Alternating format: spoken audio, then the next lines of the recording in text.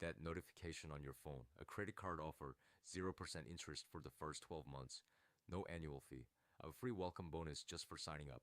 You think, why not? It's free money. It's just a backup. I'll pay it off before the interest kicks in. So you say yes.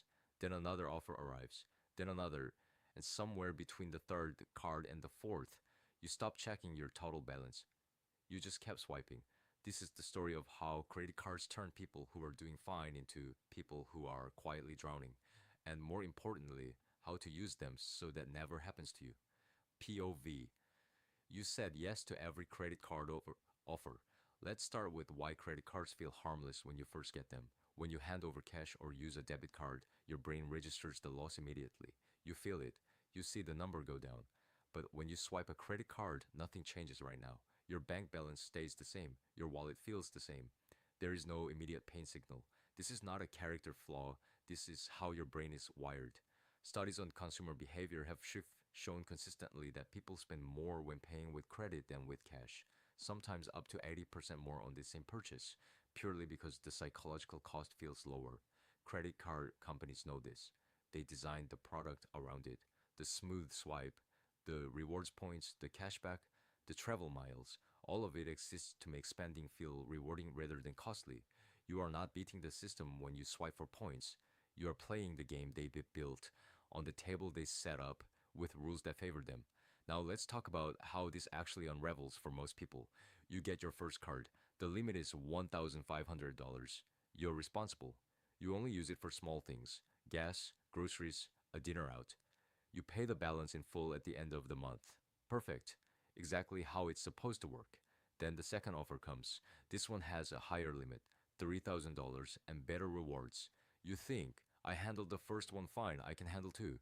You accept it. A few months later, you start splitting purchases across both cards.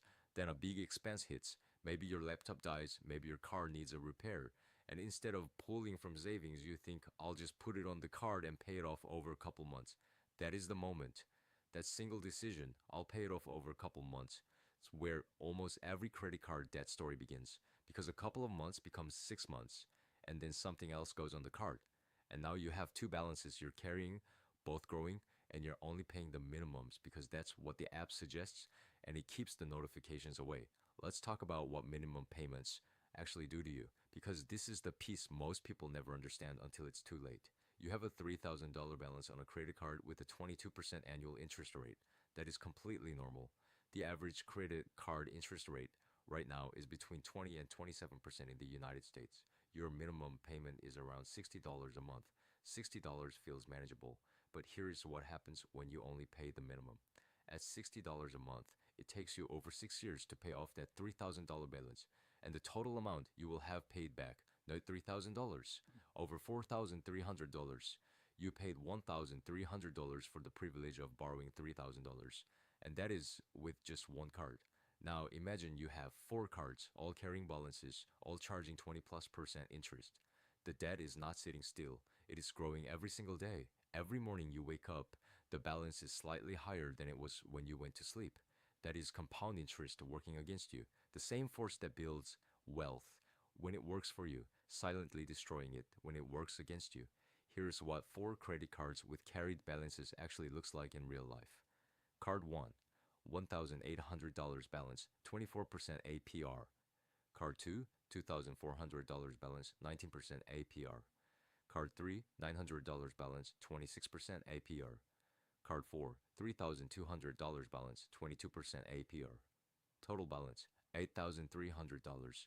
If you pay only minimums across all four cards, you will spend approximately 11 years paying this off and hand the credit card companies over $5,000 in interest alone. $5,000 that you earned, that went to work, that sat in your account for maybe 2 days before being transferred directly to a financial institution. $5,000 that could have been your emergency fund, your first investment, a down payment, a course, a business, gone.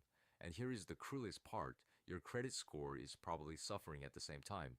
Because the second major factor in your credit score after payment history is credit utilization, the percentage of your available credit you are actually using. Experts recommend staying below 30%. If your total credit limit across all cards is $10,000 and you are carrying $8,300 in debt, your utilization is 83%. That single number can drop your credit score by 100 points or more. So you took on debt thinking it would help you build credit, and it is actively destroying the credit score you were trying to build. Let's talk about the psychological trap that keeps people stuck, because knowing the math is not enough. There is something called the minimum payment trap, and it is designed to keep you comfortable while your debt grows. When you log into your credit card app and you see a green check mark next to your account because you paid the minimum, your brain reads that as success, account in good standing, no late fees, no penalty, no problem. The app is not lying to you, but it is not telling you the full truth either. You are technically current, but you are also paying mostly interest. In the early months of a high balance, sometimes 85 to 90% of your minimum payment is pure interest, not principal. You are running on a treadmill, moving, sweating, feeling like you are doing something, and going nowhere. The balance barely moves, and every month you stay comfortable with the minimum. The hole gets slightly deeper. There is also something called the lifestyle creep through credit. When you have four cards with a combined credit limit of $15,000, your brain starts treating that as available money. It is not. It is debt you have not taken yet. But psychologically, having access to $15,000 in credit makes a $400 purchase feel trivial. A dinner that costs $180 feels fine because you are not spending your savings. You are just putting it on the card. A weekend trip goes on the travel card because you are going to get miles anyway. Each individual decision seems reasonable. Collectively, they are quietly building a balance that is going to take years to undo. So here is how you use credit cards the right way. Because used correctly, they are genuinely powerful tools. The entire strategy is built on one rule. You only spend on a credit card what you already have in your bank account, not what you expect to have, not what you could probably cover if things go fine this month. What you have right now, today, confirmed in your balance. If you cannot pay for it with the cash in your account at this moment, you do not put it on the card. Full stop. This rule sounds simple. It is simple, but it requires you to use your credit card like a debit card with rewards, not like a loan.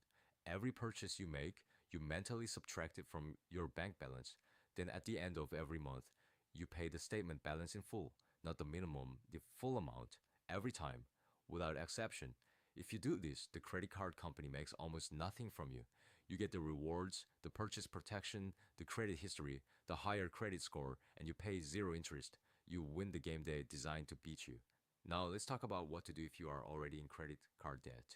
Because a lot of people watching this are not starting from zero. They are watching this because they are already in the hole and they want out. Here is the path.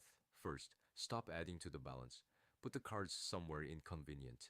Freeze them in a literal block of ice if you need to. Cut them up if that is what it takes.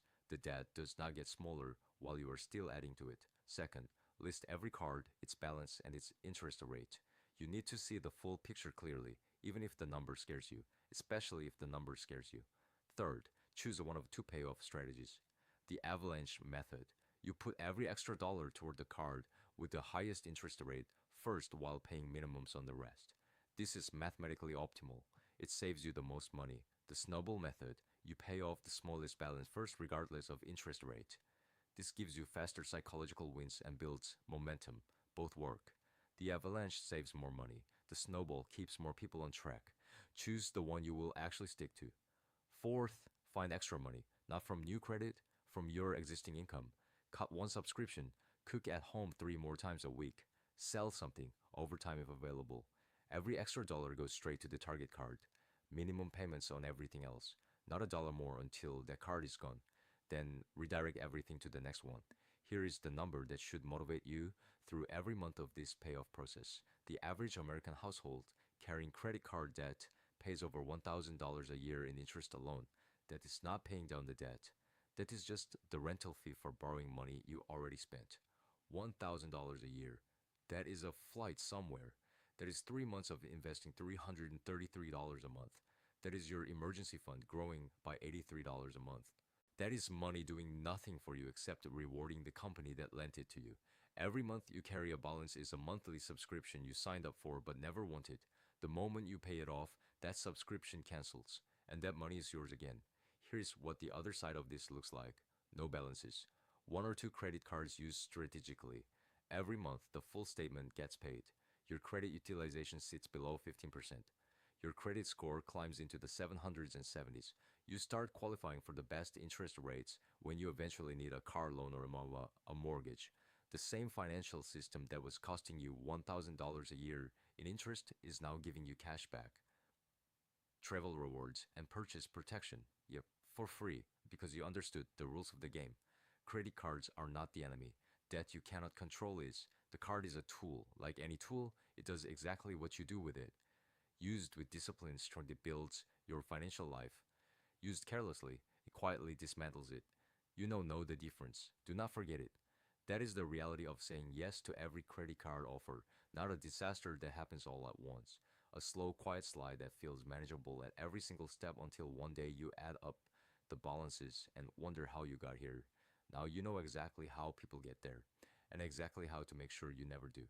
If you watched our last video on your first paycheck, this is the next piece of that foundation.